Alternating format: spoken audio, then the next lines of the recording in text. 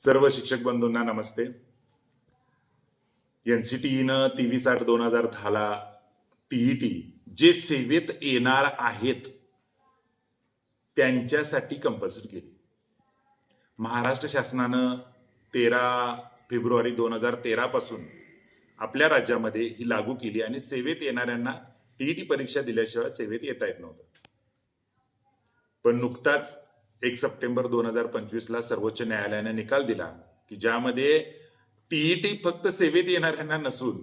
यापूर्वी जे सेवेत आहेत की ज्यांनी 20-25 वर्ष अगदी ज्ञानदानाचं पवित्र कार्य केलेलं आहे आणि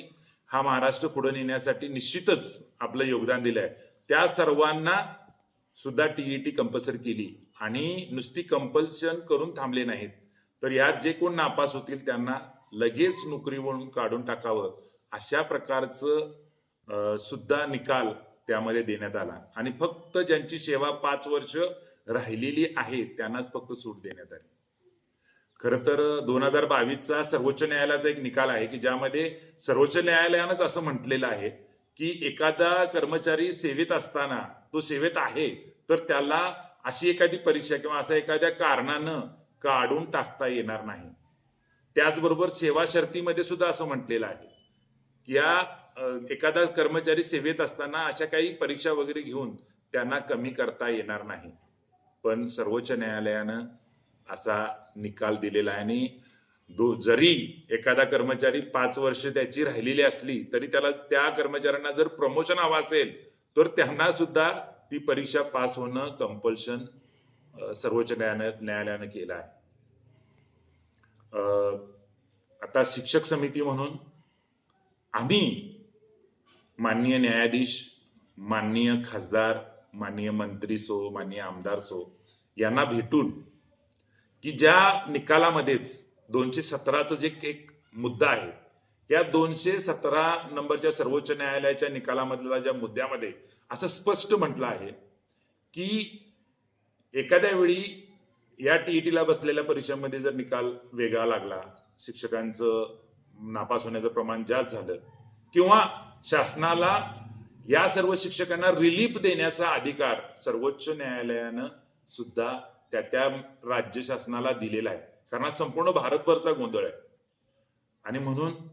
महाराष्ट्र राज्य प्राथमिक शिक्षक समिती पहिल्यांदा या सर्व